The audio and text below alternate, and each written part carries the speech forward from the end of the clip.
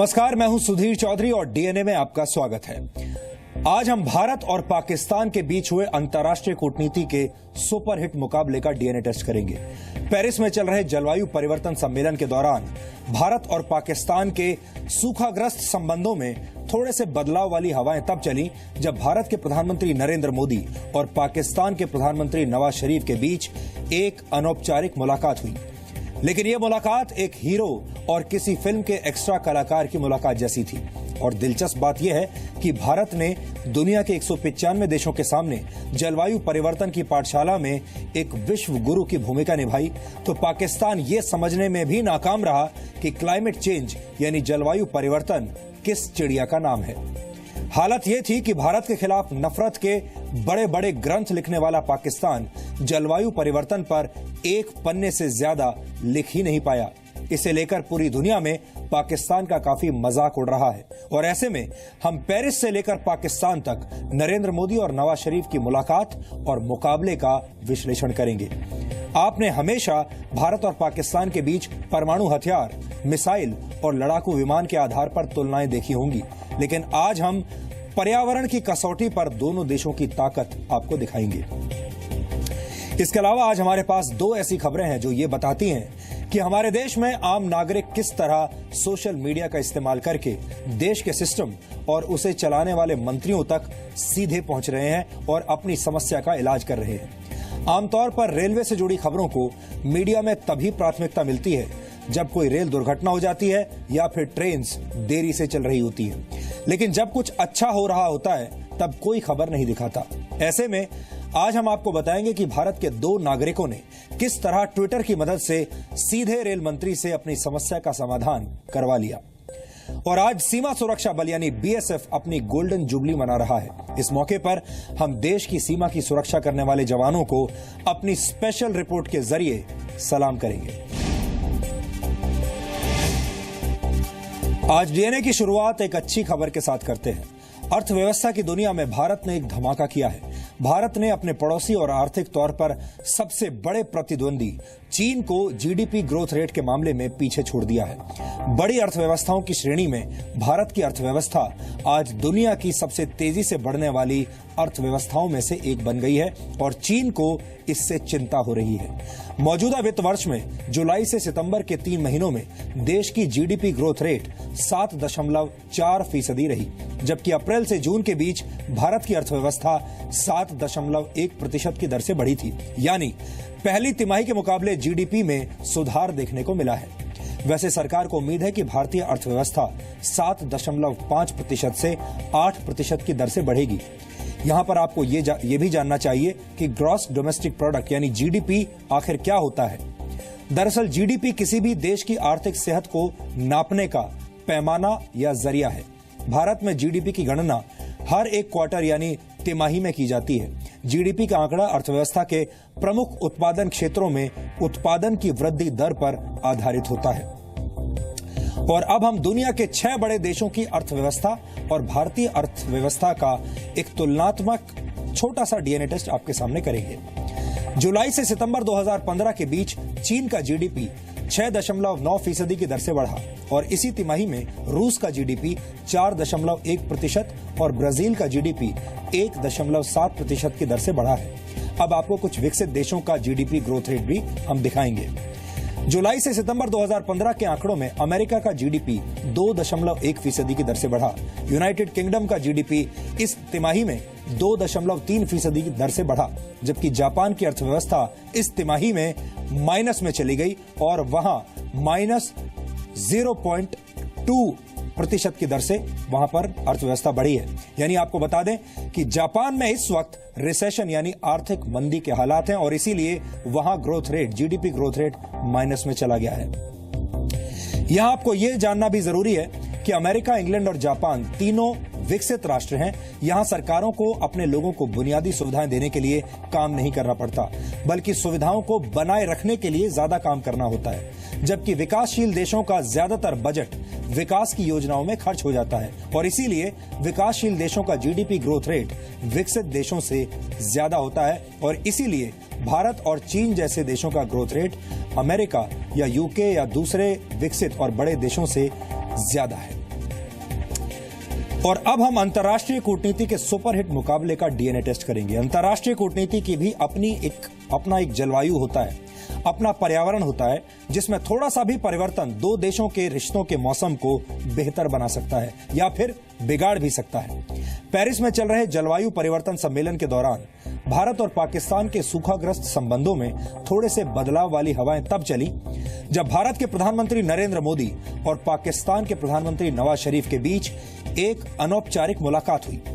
लेकिन यह मुलाकात एक हीरो और किसी फिल्म के एक्स्ट्रा की मुलाकात जैसी थी। प्रधानमंत्री मोदी आत्मविश्वास से भरे हुए थे। वो पेरिस में जलवायु परिवर्तन सम्मेलन में विकासशील देशों की भीड़ में केंद्रीय भूमिका में थे, क्योंकि इस सम्मेलन में प्रधानमंत्री मोदी ने सभी विकासशील देशों के हितों की बात उठाते हुए ये कहा कि विकसित देशों को जलवायु परिवर्तन की सारी जिम्मेदारी और बोझ विकासशील देशों और गरीब देशों पर नहीं डालना चाहिए। यानी उन्होंने एक तरीके से विकासशील देशों और गरीब देशों की तरफ से अंतर्राष्ट्रीय स्तर पर एक आवाज उठाई। जबकि पाकिस्तान के प्रधानमंत्री नवाज शरीफ जलवायु परिवर्तन की इस फिल्म के एक्स्ट्रा कलाकार की तरह सम्मेलन में शिरकत कर रहे थे।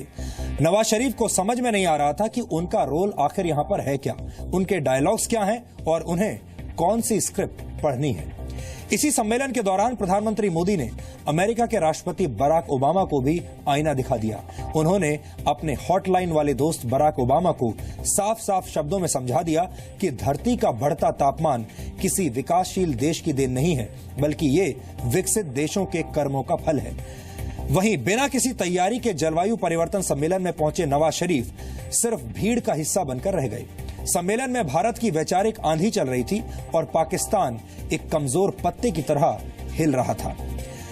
भारत ने दुनिया के 195 देशों के सामने जलवायु परिवर्तन की पाठशाला में एक मास्टर की भूमिका निभाई, तो पाकिस्तान ये समझने में भी नाकाम रहा कि क्लाइमेट चेंज यानी जलवायु परिवर्तन आखिर किस चिड़िया का नाम है। हालत ये थी कि पाकिस्तान ने सिर्फ 350 शब्दों में जलवायु परिवर्तन पर एक छोटी सी टिप्पणी करके छुट्टी पाली। भारत और पाकिस्तान की आपसी केमिस्ट्री की बात करें तो नवाज शरीफ और प्रधानमंत्री मोदी एक दूसरे से अचानक उनका सामना हुआ और दोनों सोफे पर बैठकर बातचीत करने लगे। लेकिन पूरी बातचीत के दौरान ऐसा लगा मानो नवाज शरीफ इसके लिए तैयार ही नहीं थे। नरेंद्र मोदी ने हाथ को टेबल पर रखकर नवाज शरीफ को कुछ समझाने की कोशिश की। हो सकता है ये भारत और पाकिस्तान के भविष्य के संबंधों का एक अनौपचारिक रोड मैप हो। खैर, तस्वीरें देखकर हम सिर्फ अंदाजा ही लगा सकते हैं। इन दोनों नेताओं को छोड़कर कोई तीसरा ये नहीं जानता कि इनके बीच आखिर क्या बातचीत हुई होगी। हालांकि पाकिस्तानी मीडिया एक स्वघोषित एक्सपर्ट की तरह इस बातचीत का विश्लेषण करने में व्यस्त है और ये विश्लेषण कम और कॉमेडी शो ज्यादा लग रहा है। आप ये भी कह सकते हैं कि पाकिस्तानी मीडिया ने इन तस्वीरों पर अपने बचकाने विचारों की डबिंग शुरू कर दी है। पाकिस्तान में किस तरह बाकायदा पूरे श्रृंगार रस के साथ नरेंद्र मोदी और नवाज शरीफ की मुलाकात की व्याख्या हो रही है, ये आज आपके लिए देखना बहुत दिलचस्प रहेगा। बदकिस्मती से हम तीनों में से कोई भी उस काउच के पीछे छुपे हुए नहीं थे, चुनाचे हमें नहीं पता कि वहां क्या बात की गई है। और अगर आप मीडिया के थोड़े तज्जिए देखें तो वहां लगता है कि हर एक बंदा बहुत ही ऊंचे लेवल का बॉडी लैंग्वेज एक्सपर्ट है, क्योंकि बातें क्या हो रही है कि पहले हाथ किसने बढ़ाया, ज्यादा झुक के कौन बैठा हुआ था, फ्राउन कौन कर रहा था, मुस्कुरा कौन कर रहा था, ये हाथ चलाने पर भी तज्जिए है। लेकिन फिक्रमंद होने की कोई जरूरत नहीं है। अगर हमारे पास बॉडी लैंग्वेज एक्सपर्ट नहीं है, हमारे पास लिप रीडिंग एक्सपर्ट जरूर मौजूद है और वो है वुसअतुल्लाह खान साहब। वुसअतुल्लाह साहब, आप दावा नहीं है। आज से जाहिर दोपहर से मैं ये वीडियो देख रहा हूँ, कोई 3421 दफा देख चुका हूँ। तो इतनी दफा तो कोई, तो आप भी देखेंगे तो आप लिप रीडिंग कर लेंगे बेसिकली उन्होंने क्या कहा है। लेकिन चूंकि मुझे सोफे पे के पीछे छुपने का मौका नहीं मिला था जी, इसलिए मैंने सोचा कि उनके लबों से अंदाजा लगाऊं कि उन्होंने क्या कहा है। जी नवाज भाई, क्या बताऊं, बिहार के चुनाव में पाकिस्तान को गाली देकर भी बीजेपी को कोई फायदा नहीं हुआ। समझ में नहीं आता क्या करूं। मोदी साहब, मैं क्या बताऊं, मेरे तो अपने हाथ इतने ज्यादा खुले हुए कभी भी नहीं थे, अब तो और बंद गए हैं। समझ तो आप गए होंगे। तुम चिंतित ना हो दोस्त, दोनों भाई स्टेप बाय स्टेप चलेंगे। तुम्हारे भाई के पास अब पाकिस्तानी मीडिया के इस वैचारिक प्रदूषण को देखकर आपको अंदाजा लग गया होगा कि वहां का मीडिया अपने सामाजिक वातावरण में कैसे भारत के खिलाफ नफरत का एमिशन करता है। दुनिया के लिए आतंक की फैक्ट्री बन चुके पाकिस्तान से सिर्फ दहशतगर्दी का धुआं निकलता है और ये धुआं भारत समेत सारी दुनिया को बहुत बीमार कर रहा है। वैसे तो पाकिस्तान भारत के खिलाफ सैकड़ों पन्नों के दस्तावेज संयुक्त राष्ट्र संघ और अमेरिका जैसे देशों को सौंपता रहा है, यानी भारत के खिलाफ नफरत का माहौल बनाने में पाकिस्तान का कोई जवाब नहीं है। लेकिन जलवायु परिवर्तन के विषय पर पाकिस्तान का ज्ञान बहुत ही सीमित है। पेरिस के जलवायु परिवर्तन सम्मेलन में पाकिस्तान एक पन्ने का फर्रा लेकर पहुंचा, जिसमें जलवायु परिवर्तन पर कुल मिलाकर 350 शब्द लिखे हुए थे और हो सकता है कि ये भी गूगल सर्च की मदद से कॉपी पेस्ट किया गया हो। खुद को आतंक से पीड़ित देश बताकर बड़ी बड़ी बातें करने वाले पाकिस्तान ने अपने देश की जलवायु पर इतना सा विश्लेषण दुनिया के सामने पेश करके अपना मजाक उड़वा लिया है। इन 350 शब्दों में पाकिस्तान ने दुनिया को यह बताया कि कैसे वो आने वाले वर्षों में जलवायु परिवर्तन से निपटेगा, कैसे अपने कार्बन एमिशन में कमी लाएगा और कैसे कोयले का इस्तेमाल घटाएगा। भारत से मुकाबले की होड़ में लगा रहने वाला पाकिस्तान पर्यावरण का गंभीर विषय सामने आते ही बिल्कुल फिसड्डी साबित हुआ। आपको जानकर हैरानी होगी कि जलवायु परिवर्तन सम्मेलन में इस एक पन्ने का विश्लेषण करने के लिए नवाज शरीफ 27 लोगों के भारी भरकम दल के साथ पेरिस पहुंचे थे। जाहिर है पाकिस्तान पर्यावरण को लेकर सीरियस यानी गंभीर नहीं है। हमारा यह विश्लेषण पाकिस्तान की इसी दूषित सोच को समर्पित है।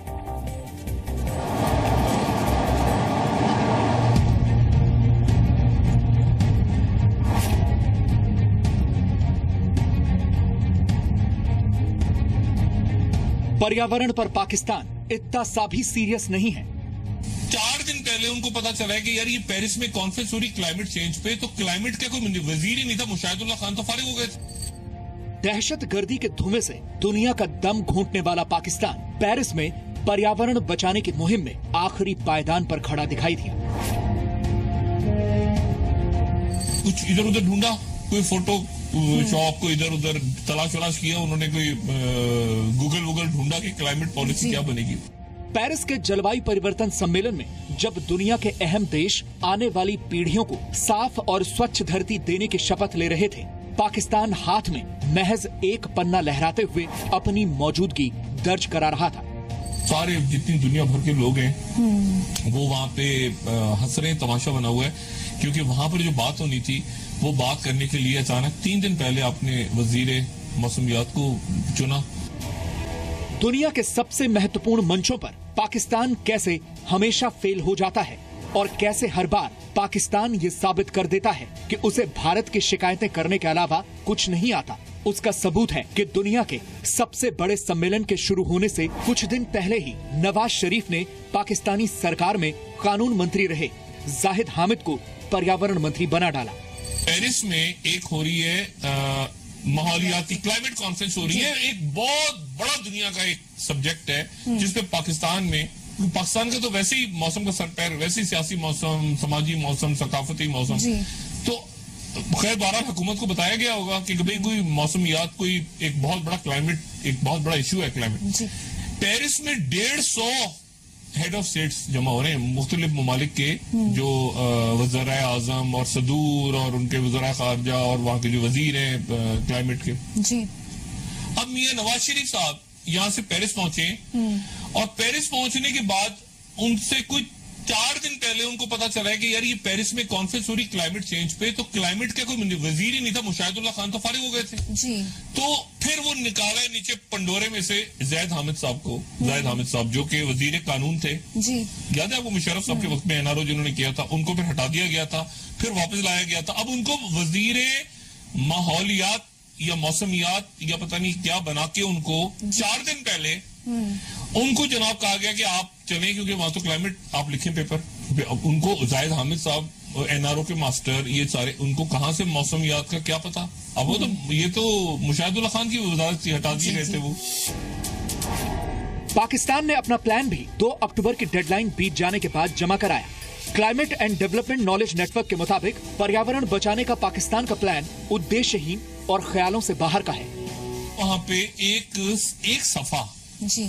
एक पेज जिसके जो कि 350 अल्फाज। अच्छा, ये इतनी इंपॉर्टेंट कॉन्फ्रेंस है कि इस पे ओबामा, दुनिया भर के लोग, यानी 1.5 साल से काम हो रहा है क्लाइमेट चेंज। पाकिस्तान की पोजीशन देखनी है आप। पाकिस्तान ने एक 350 सफात का एक पर्चा वहां पेश किया है। 350 सफात कह रहा हूँ, 350 अल्फाज का एक सफा वहां पेश किया है, और उस पर पूरी दुनिया हंस रही है। और वो मैं भी जरा सोशल मीडिया दिखाएंगे आप, ये सोशल मीडिया पे अगर बड़ा करके दिखा दें। अभी मैं सारे क्लाइमेट के ऊपर ये लोगों के पढ़ रहा था, तो ये लोग हंस रहे हैं सारे, यानी लोग जितने वहां लोग मौजूद हैं वो कह रहे हैं कि ये 350 अल्फाज का ये मुसव्वदा पाकिस्तान को पेश करने की जरूरत, ये क्या है, ये क्या है? मतलब कोयला भी नहीं है, गैस भी नहीं है, सुई गैस भी नहीं है, फलां भी नहीं है, LNG होगी, पता नहीं CNG होगी, एक अजीबो गरीब किस्म का इसहाकदार साहब ने पेश कर दिया वहां पे। और इट्स एम्बैरेसिंग। मैं देखें एज अ पाकिस्तानी, हुकूमत की बात नहीं, as a Pakistani it's embarrassing. पूरी वो सोशल मीडिया पे वो सारे जितनी दुनिया भर के लोग हैं वो वहां पे हंस रहे हैं, तमाशा बना हुआ है। जलवायु परिवर्तन की वजह से पाकिस्तान 2010 से अब तक $6 बिलियन का नुकसान उठा चुका है। पर्यावरण में बदलाव से पैदा होने वाले खतरों के मामले में पाकिस्तान 10वां सबसे ज्यादा प्रभावित देश है। पाकिस्तान में जलवायु परिवर्तन के खतरों की बात करें तो हिमालय काराकोरम रेंज में ग्लेशियर पिघलने से बाढ़ का खतरा है, और तमाम इलाकों में सूखे से खेतों को लगातार नुकसान हो रहा है। पाकिस्तान में झीलों के सूखने से साफ पानी की उपलब्धता में कमी आ रही है।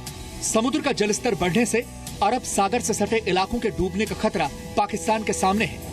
फिर भी पाकिस्तान है कि अपने 18 करोड़ लोगों को ग्लोबल वार्मिंग से बचाने के प्लान के नाम पर एक पन्ने में 350 शब्दों की रिपोर्ट लेकर पेरिस पहुंच गए। जून जुलाई के महीनों में पाकिस्तान में गर्म हवाओं का सिलसिला शुरू हो जाता है, और इस साल जुलाई में पाकिस्तान में ऐसी ही हीट वेव यानी गर्म हवाओं से 1200 लोगों की मौत हो गई थी, जबकि 65,000 लोगों को अस्पताल में भर्ती कराना पड़ा था। लेकिन पाकिस्तान है कि उसे खुद को ग्लोबल वार्मिंग से पीड़ित बताने की बजाय खुद को आतंकवाद से पीड़ित बताने और कश्मीर वाला कूटनीतिक नशा करने में मजा आता है। ब्यूरो रिपोर्ट, जी मीडिया। अब आपको बताते हैं कि इस अंतर्राष्ट्रीय सम्मेलन में क्लाइमेट चेंज पर पाकिस्तान की क्या तैयारी थी, और जिस 350 शब्दों के बारे में हम आपको बता रहे थे वो 350 शब्द कौन से हैं, और वो फर्रा यानी एक पेज का जो पेपर था वो कौन सा था, ये देखिए, ये मेरे हाथ में है। ये वो पेपर है जो पाकिस्तान ने वहां पर उस इंटरनेशनल कॉन्फ्रेंस में पेश किया है। एक पन्ने की ये पूरी रिपोर्ट है, मुश्किल से 350 शब्द इसमें लिखे हुए हैं। ये है पाकिस्तान का पूरा रोड मैप कि वो क्या करने जा रहा है, और इसमें लिखा है Pakistan intended nationally determined contributions यानी INDCs, और इसमें पाकिस्तान की तरफ से 7 कदम गिनाए गए हैं कि ये 7 कदम पाकिस्तान उठाएगा, और एक ही पन्ने की इस रिपोर्ट को पेश करके पाकिस्तान ने अपने आप को धन्य समझ लिया। अब मैं आपको बताता हूं कि इसी सम्मेलन में भारत की रिपोर्ट कौन सी थी। ये एक पन्ने की रिपोर्ट आपने पाकिस्तान की देखी, अब मेरे हाथ में ये भारत की रिपोर्ट है जो भारत ने वहां पर सौंपी है, India's intended nationally determined contributions, और यहां पर आप देखिए यजुर्वेद के एक श्लोक से यहां पर शुरुआत की गई है। और ये जो पूरी रिपोर्ट है ये 38 पन्नों की रिपोर्ट है। ये पूरी आप देख सकते हैं, इसको आपके सामने पढ़ के सुनाना तो शायद मुश्किल होगा। 38 पन्नों की ये रिपोर्ट है, लेकिन इंट्रोडक्शन अगर इसका देखें तो इस रिपोर्ट का इंट्रोडक्शन ही पाकिस्तान की पूरी रिपोर्ट से 3 गुना ज्यादा बड़ा है। तो ये अंतर है, अगर आप देखें, ये है पाकिस्तान की रिपोर्ट एक पन्ने की, पूरा एक पन्ना भी शायद उनसे भरा नहीं गया, और ये है 38 पन्ने की भारत की रिपोर्ट जो उस कॉन्फ्रेंस में दोनों देशों ने पेश की। आजकल हमारे देश में नेगेटिव यानी नकारात्मक खबरों की बाढ़ सी आ गई है। जहां भी आप देखेंगे आपको नेगेटिव और नकारात्मक खबरें देखने और सुनने को मिलेंगी, और कई बार आपको यह लगता होगा कि पॉजिटिव जर्नलिज्म अब कहीं पीछे छूटता जा रहा है। हमारे देश में रोज ऐसी खबरें होती हैं जो बदलते हुए भारत की तस्वीरें दिखाती हैं, और जी न्यूज हमेशा ऐसी खबरों पर नजर रखता है और उन्हें आपके लिए प्रसारित भी करता है। आज हमारे पास 2 ऐसी खबरें हैं जो नागरिकों और हमारे देश की रेल व्यवस्था के बीच सोशल मीडिया वाले कनेक्शन पर रोशनी डालती हैं। आमतौर पर रेलवे से जुड़ी खबरों को मीडिया में तभी प्राथमिकता मिलती है जब कोई रेल दुर्घटना हो जाती है या फिर ट्रेन्स देरी से चल रही होती हैं। लेकिन जब कुछ अच्छा होता है तब कोई खबर नहीं दिखाता। लेकिन जी न्यूज इस सोच को बदलने का काम कर रहा है। हम सिस्टम की कमियों को तो आपके सामने उजागर करते ही हैं, लेकिन जब सिस्टम कुछ अच्छा काम भी करता है तो भी हम उसे रिपोर्ट करते हैं। पिछले दिनों रेलवे से जुड़ी 2 ऐसी खबरें हमारे सामने आई जिन्हें लेकर मुझे लगता है कि ये खबरें आपको भी देखनी चाहिए, ये खबरें आप तक पहुंचनी चाहिए। खबर यह है कि ट्रेन में सफर कर रहे 2 मुसाफिरों ने रेल मंत्री से ट्विटर पर मदद मांगी और थोड़ी सी देर में उन्हें मदद मिल भी गई। मुंबई की रहने वाली नम्रता महाजन 26 नवंबर को हावड़ा से मुंबई जा रही थी। उन्होंने ट्विटर पर रेल मंत्रालय से एक यात्री द्वारा परेशान किए जाने की शिकायत की, जिस पर तुरंत एक्शन हुआ और 40 मिनट में उन्हें मदद मिल गई। और इसी तरह बेंगलुरु के रहने वाले पंकज ने भी अपने बीमार पिता को स्टेशन पर ट्रेन से उतारने के लिए ट्विटर पर रेल मंत्री सुरेश प्रभु से मदद मांगी और सिर्फ एक ट्वीट पर रेल मंत्रालय ने परेशान पंकज की पूरी मदद की। ये दोनों खबरें हमारे देश में एक नए दौर की शुरुआत को रेखांकित करती हैं। ये इस देश के युवाओं की नई सोच है। ये एक नया ट्रेंड है कि लोग सोशल मीडिया के जरिए अपने देश के सिस्टम और उसे चलाने वाले मंत्रियों से सीधे संवाद कर रहे हैं। और सबसे बड़ी बात यह है कि उन्हें मंत्रियों से पॉजिटिव रिस्पॉन्स यानी सकारात्मक प्रतिक्रिया भी मिल रही है।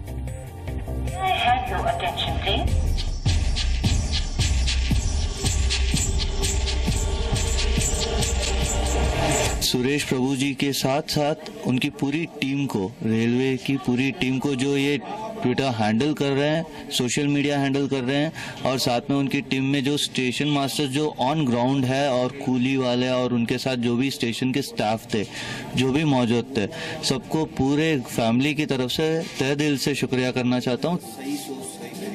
बेंगलुरु के रहने वाले पंकज जैन रेल मंत्री सुरेश प्रभु का शुक्रिया अदा करते नहीं थक रहे हैं। पंकज की कहानी डिजिटल होते भारत और रेल मंत्रालय की कहानी है। 27 नवंबर को पंकज अपने लकवाग्रस्त पिता को बेंगलुरु से राजस्थान के नागौर इलाज करवाने के लिए ट्रेन में सवार हुए थे। लेकिन पता चला कि जिस मेड़ता सिटी स्टेशन पर उन्हें उतरना है, वहां तो ट्रेन सिर्फ 5 मिनट के लिए ही रुकती है। इतने कम वक्त में चल फिर न पाने वाले पिता को सामान सहित ट्रेन से उतारना नामुमकिन था। और ऐसी मुसीबत से पंकज को निकाला ट्विटर ने।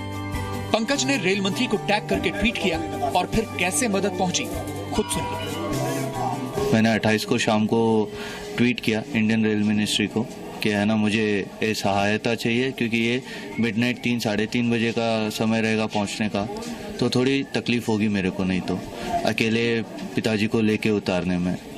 तो वहाँ से सामने से रिप्लाई आया कि आपको सुविधा मुहैया कराई जाएगी, कोई टेंशन नहीं है, आप आराम से रहिए। जब मेड़ता रोड स्टेशन पर यह गाड़ी पहुंची तो हमारा स्टाफ, स्टेशन मास्टर, कुली और व्हीलचेयर के साथ वहाँ उपस्थित थे। इन्हें सुरक्षित और अच्छे तरीके से इनके पिता को उतारा गया और उन्हें जहां इलाज के लिए वो आगे जाना चाह रहे थे वहां के लिए उनको रवाना किया गया। मुंबई के रहने वाली नम्रता महाजन की कहानी भी पंकज जैसी ही है। 26 नवंबर को नम्रता हावड़ा से मुंबई जाने वाली ट्रेन में सफर कर रही थी। रास्ते में शेगांव के पास उन्हें लगा कि एक व्यक्ति उन्हें परेशान कर रहा है। उन्होंने तुरंत ट्विटर पर रेल मंत्रालय से मदद मांगी। रेल मंत्रालय तुरंत एक्शन में आया और 40 मिनट बाद जैसे ही ट्रेन भुसावल पहुंची, कंपार्टमेंट में मदद के लिए आरपीएफ पहुंच गई। तो एक लड़का उसके सीट के अलावा अपने पैर दूसरे सीट पे रखा हुआ बैठा था। उसको 3-4 बार रिक्वेस्ट करने के बाद भी उसने जब सीट वैकेंट नहीं किया, तब मैंने उसको पूछा कि एक तो सीट वैकेंट करो या फिर अपना रिजर्वेशन अगर होगा तो दिखाओ। उसके बाद वो लड़का जाके अपने फादर और पूरी फैमिली को लेके आया और उसके फादर ने देखा अकेली फीमेल है, ट्रैवल कर रही है, तो हम बिना साइड सुने कुछ भी बोल सकते हैं। ट्विटर के जरिए अपनी समस्या जो है रेल मिनिस्ट्री का जो ट्विटर हैंडल है वहाँ बताई और माननीय मंत्री जी के ट्विटर हैंडल पे डाला। फौरन रेलवे बोर्ड के अधिकारियों ने इस पर संज्ञान लिया और तत्काल जो है डीआरएम भुसावल के अंडर में आता है, उनको निर्देश दिया कि इसको तुरंत देखा जाए। और 40 मिनट के बाद गाड़ी भुसावल आती है और भुसावल आने के बाद तुरंत आरपीएफ जो है उस कोच के पास पहुंचे और महिला यात्री ने राहत की सांस। लेकिन सवाल यह है कि ट्वीट के जरिए हुई शिकायत पर तुरंत हरकत में आने वाला रेल मंत्रालय किसी लिखित शिकायत या ईमेल पर एक्शन लेने में देरी क्यों करता है? जो ट्वीट आप उनको करते हो उनके फॉलोअर को भी दिखता है। तो जब कोई महिला मदद मांगती है तो उन्हें पता है कि लाखों लोग ये देख रहे हैं कि उन्होंने मदद मांगा और रेलवे मिनिस्टर ने क्या किया। तो ये ट्विटर बहुत अच्छा माध्यम है। अगर वही समझो आप रेलवे मिनिस्ट्री को अगर डायरेक्ट कंप्लेन लिखे तो आपकी चिट्ठी ये दिल्ली यहाँ वहाँ कितने डिपार्टमेंट में घूमती रहेगी, कई महीने लगेगा आपको न्याय मिलने में।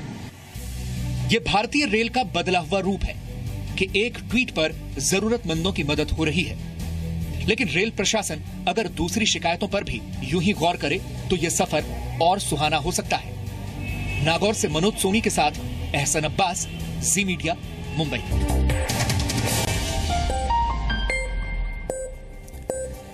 डीएनए में हमारी अगली खबर उन लोगों को समर्पित है जिनकी रगों में any task any time anywhere यानी किसी भी मुश्किल काम को किसी भी वक्त और कहीं पर भी करने वाला खून दौड़ रहा है। ये वो लोग हैं जिनके जीने का मंत्र है ड्यूटी अनटू डेथ यानी मरते दम तक देश की सेवा। पूरा देश 15 अगस्त या 26 जनवरी को हाथों में तिरंगा लिए देशभक्ति वाले गीत गुनगुनाता है और अगले दिन हम सब भूल जाते हैं। लेकिन एक सच्चे देशभक्त के लिए साल का हर दिन 15 अगस्त और 26 जनवरी जैसा ही होता है। आज मैं आपकी मुलाकात देश के ऐसे ही वीर सपूतों के साथ कराऊंगा जो अपनी जान खतरे में डालकर दिन के 24 घंटे और साल के 365 दिन देश की सुरक्षा के लिए सीना चौड़ा करके खड़े रहते हैं। ये वो लोग हैं जिनकी बदौलत हम सब चैन से अपने अपने घरों में रहते हैं, वीकेंड्स मनाते हैं और अपने परिवारों के साथ मौज मस्ती करते हैं, उनके साथ समय बिताते हैं। ये बीएसएफ यानी बॉर्डर सिक्योरिटी फोर्स के जवान हैं जो आज अपनी 50वीं सालगिरह यानी गोल्डन जुबली मना रहा है।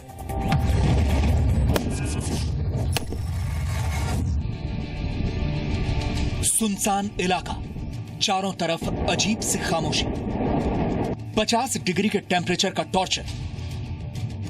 यहां की हवा ऐसी कि इंसान तो क्या लोहे और पत्थर को भी पिघला डाले। भटकाने वाली जमीन, जहरीले कीड़ों से भरे दलदल, 7,500 वर्ग किलोमीटर के इलाके में फैला भारत का सबसे वीरान इलाका कच्छ। भारत और पाकिस्तान की सीमा जम्मू से शुरू होती है और यहाँ कच्छ के रन में इस जगह आकर खत्म हो जाती है, यानी बॉर्डर पिलर 1175। ये भारत है और ये पाकिस्तान। आइए लेकर चलते हैं आपको कच्छ के रन में, मिलवाते हैं रन के रखवालों से। गुजरात के भुज से 100 किलोमीटर की दूरी पर मौजूद कच्छ का रण वो इलाका है जहां देश के रखवाले अपनी जान की बाजी लगाकर अपने रण की रखवाली करते हैं।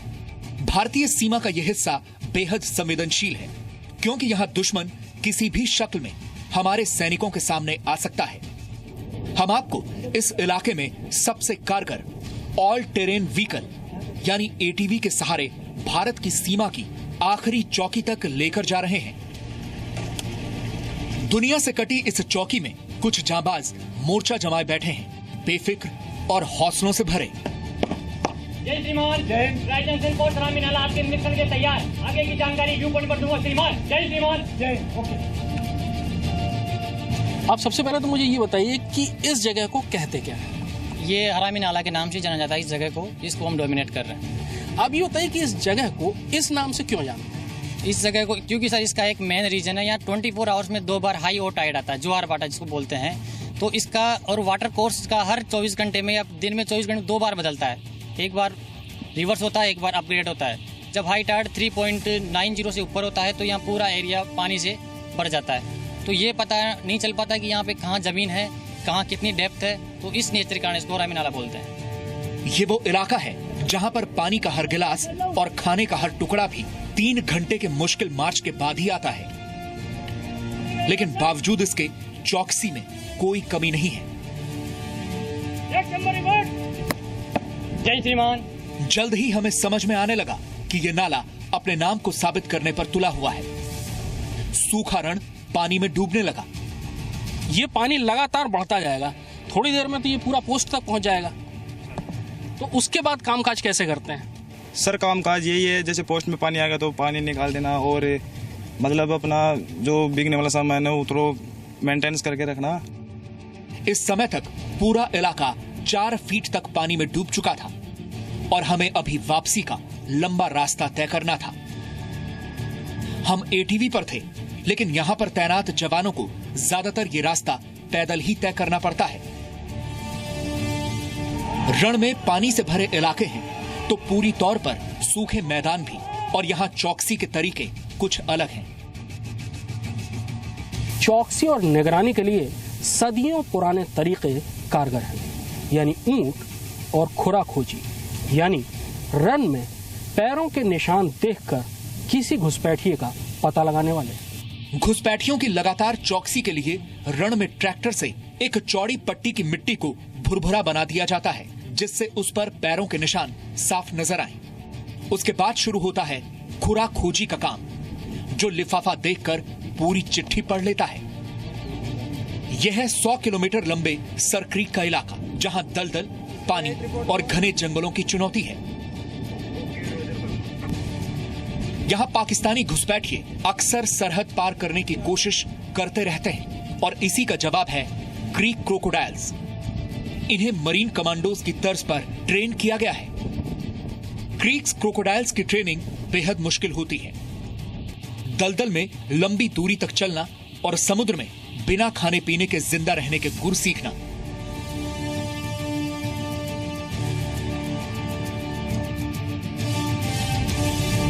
इस दलदल में जिंदा रहते हैं सिर्फ केकड़े और मडफिश, जिनके बीच से ये क्रोकोडाइल्स अपने जिंदा रहने और चौकसी के गुर सीखते हैं। खाने के लिए जीव जंतु ही खाते हैं और रहने के लिए पानी की हम ओस से और गड्ढा करके उसमें पत्ते डाल के पानी पीते हैं।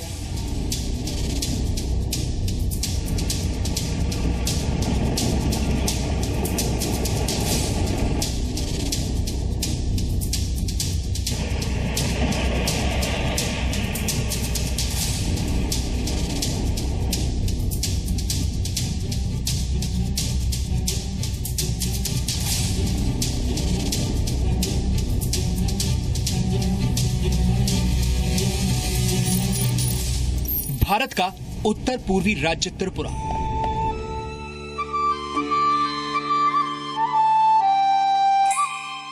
घने जंगलों में बसे छोटे छोटे गांव, बांस की झोपड़ियां और कच्चे रास्ते जो पहली बारिश में ही कट जाते हैं। जंगल ऐसे जो सूरज की रोशनी का रास्ता रोक देते हैं। लेकिन इन जंगलों की खूबसूरती में ऐसा खतरा छुपा है जो हर वक्त मौत बांटने के लिए बेचैन रहता है। यह खतरा है मच्छरों का, जो यहां पर दुश्मन से भी ज्यादा खतरनाक हैं। और चुनौती यह है कि इन जंगलों के बीच से सरहद गुजरती है, जिसकी हिफाजत हर हाल में की जानी है। आज हम आपको एक ऐसी सरहद दिखा रहे हैं जो देशों को ही नहीं, घरों को ही बांटती है। यानी रसोई घर भारत में है और सोने का कमरा बांग्लादेश में। यहाँ जान गोली नहीं, मच्छर ले लेता है। यहाँ नदियां रास्ता बदलती हैं और उपजाऊ जमीन पर कब्जे के लिए गोलियां तक चल जाती हैं। ये भारत है और ये बांग्लादेश। त्रिपुरा की राजधानी अगरतला से कुछ घंटे के सफर के बाद यह समझ में आ गया कि सफर आसान नहीं है। रास्ते पर रफ्तार से चलना नामुमकिन और धीरे चले तो किसी भी तरफ से आतंकी हमले का खतरा। इसीलिए पूरे रास्ते पर चौकसी करती है बीएसएफ के जवानों की आंखें। सामने बांग्लादेश की सरहद है और सरहद के उस पार मीलों दूर कोई चौकसी नहीं है। यानी यहां आतंकवादियों के लिए हमले का पूरा मौका है। इस पेड़ के पीछे छुपकर बांग्लादेश की तरफ से, ये बांग्लादेश है, बांग्लादेश की तरफ से बीएसएफ पर फायर किया गया और एक जवान की जान गई। इस तरह की जो भी डोमिनेटिंग हाइट्स हैं वहां पर इस तरह के ट्रूप्स ऊपर हर जगह पूरे बॉर्डर पर तैनात रहते हैं। हाँ, जहां से हम पूरी तरह से एरिया को डोमिनेट करें, लेफ्ट राइट अच्छी तरह हमारे ऑब्जर्वेशन में हो, ऐसी जगहों को हम सिलेक्ट करते हैं और वहीं पर आरओपी पॉइंट होता है। क्या ये दो जवान जैसे तैनात हैं तो क्या ये आइसोलेशन में नहीं हो जाएंगे? अगर इनके ऊपर फायर आया तो क्या वो यहाँ पर अपनी जगह पर बने रह पाएंगे, मुकाबला कर पाएंगे? इनको सपोर्ट कैसे करेंगे आप? बिल्कुल, क्योंकि जो नेक्स्ट आरओपी पॉइंट है ये इससे ज्यादा दूर नहीं है। लेकिन बीएसएफ के जवानों के लिए इस सरहद पर चौकसी आसान नहीं है। दुश्मन से ज्यादा खतरा उन मच्छरों का है जिनके काटने पर इलाज न मिले तो 10 दिन के अंदर जान जा सकती है। जी आपने यहाँ पर माउंट कर रखा टेलीस्कोपिक साइट के साथ? बिल्कुल सर। तो इससे आप कितनी दूर तक नजर रक पाते हैं? इससे सर हम टेलीस्कोप लगाने के बाद 1000 मीटर तक सर हमारी दिखाई दे देती है, बाकी 600 तक हम सर क्लियर मार कर सकते हैं सर। अच्छा, और दिन भर आप यहाँ रहते हैं, यहाँ मच्छरों का प्रकोप बहुत ज्यादा है क्या? हाँ सर, मच्छर बहुत ज्यादा है सर। और इसीलिए आप ये फेस मास्क लगाए रहते हैं? हाँ सर, इसीलिए इसी से बचाव होता है सर, क्योंकि आंख में कीड़े वगैरह नहीं जाते। एक छोटे छोटे कीड़ा है सर जिसको हाथी पौंगा बोलते हैं, वो सर आंख में घुस जाता है, नाक में और कान में, तो उससे परेशानी होती है। इसलिए सर इसको लगाने से सर ये बचाव होता है। जो संतरी खड़ा हुआ है उसने बुलेट प्रूफ जैकेट और बुलेट प्रूफ हेलमेट के साथ साथ फेस मास्क लगा रखा है, जो कि मसहरी का, मॉस्किटो नेट का ही बना हुआ है। कश्मीर में इस तरह के जो ठिकाने होते हैं, इस तरह के जो बंकर होते हैं, सेंट्री पोस्ट होती हैं, उनमें आगे एक जाल लगा होता है जिससे ग्रेनेड हमले से बचा जा सके। लेकिन यहाँ पर ग्रेनेड या गोली से ज्यादा खतरा मच्छरों से है, जिससे बचाव का तरीका ढूंढना और जिससे बचाव करना सबसे ज्यादा जरूरी है। बारिश के बाद पूरा इलाका दलदल हो जाता है। बीएसएफ को अपने ठिकाने तक पहुंचने के लिए कई बार 20-20 किलोमीटर पैदल चलना पड़ता है। रात घिरने के साथ सड़कों के किनारे तैनात बीएसएफ के दस्ते वापस लौटने लगे। गांव के आसपास हलचल कम होने लगी, लेकिन ये रात सबसे ज्यादा चौकन्ना रहने की रात है। ये बताइए कि इस वक्त आप क्या देखने की कोशिश करते हैं? ये यहाँ पे हमारा मेन बॉर्डर पिलर नंबर 2278 है और इससे 100 मीटर नीचे हमारा फेंसिंग है। यहाँ से एक लाइकली रूट आता है, संभावित रूट, जिससे मतलब हमें लगता है कि यहाँ से कोई बॉर्डर को हमारे क्रॉस कर सकता है। इसलिए हम विशेष कर उस लाइकली अप्रोच पे अपने SSTI को फोकस करके हैं, ताकि कोई भी अगर ऐसी मूवमेंट होती है तो हमें यहाँ पे तुरंत पता लग जाएगा। रात बिना किसी घटना के बीत गई, लेकिन सुबह की पहली किरण के साथ ही बीएसएफ के दस्ते फिर रवाना हो गए। ये दोबारा सड़कों के किनारे चौकसी करेंगे, जंगलों में गश्त करेंगे, घुसपैठ की आशंका वाले रास्तों पर घात लगाएंगे। पीएफ मलेरिया से भरे इन जंगलों में जवानों के इस जज्बे को जी न्यूज का सलाम। कृष्ण मोहन मिश्रा, जी मीडिया। और अब आखिर में आज के इतिहास पर नजर डालते हैं। आज वर्ल्ड एड्स डे है। वर्ष 1987 में WHO ने इसकी शुरुआत की थी, जिसका मकसद एड्स की रोकथाम के लिए लोगों में जागरूकता बढ़ाना है। भारत 8,70,000 HIV पॉजिटिव मरीजों के साथ दुनिया का तीसरा ऐसा देश है जहां सबसे ज्यादा HIV पॉजिटिव केसेस हैं। 1963 में आज ही के दिन उत्तर पूर्वी राज्य नागालैंड भारत का 16वां राज्य बन गया था और इसी के साथ कोहिमा को नागालैंड की राजधानी घोषित किया गया था। 1947 में आजादी के बाद नागालैंड असम का हिस्सा बनकर रहा। जुलाई 1960 में तत्कालीन प्रधानमंत्री जवाहरलाल नेहरू और नागा पीपल कन्वेंशन के नेताओं के बीच 16 पॉइंट एग्रीमेंट पर सहमति हुई, जिसके तहत नागालैंड को भारत का अलग राज्य घोषित किया गया। 1866 में आज ही के दिन ज्योग्राफर सर जॉर्ज एवरेस्ट का निधन हुआ था। जॉर्ज एवरेस्ट 1830 से 1843 तक सर्वेयर जनरल ऑफ इंडिया थे। 1865 में इन्हीं के नाम पर रॉयल ज्योग्राफिकल सोसाइटी ने दुनिया के सबसे ऊंचे पर्वत शिखर का नाम माउंट एवरेस्ट रखा था। इससे पहले एवरेस्ट पर्वत को पीक 15 के नाम से जाना जाता था। और 1965 में आज ही के दिन सीमा सुरक्षा बल यानी बॉर्डर सिक्योरिटी फोर्स BSF की भारत में शुरुआत हुई थी। BSF का गठन शांति के समय भारत की अंतर्राष्ट्रीय सीमाओं पर लगातार निगरानी रखने और सीमा पर होने वाली तस्करी और घुसपैठ को रोकने के लिए किया गया था। इस समय BSF की 186 बटालियंस हैं और भारत की 7,000 किलोमीटर की अंतर्राष्ट्रीय सीमा की सुरक्षा BSF के जिम्मे है। तो डीएनए में आज इतना ही। अब आपसे हमारी मुलाकात होगी डीएनए के अगले एपिसोड में, जब हम कुछ और नई और बड़ी खबरों का डीएनए टेस्ट करेंगे। तब तक के लिए नमस्कार।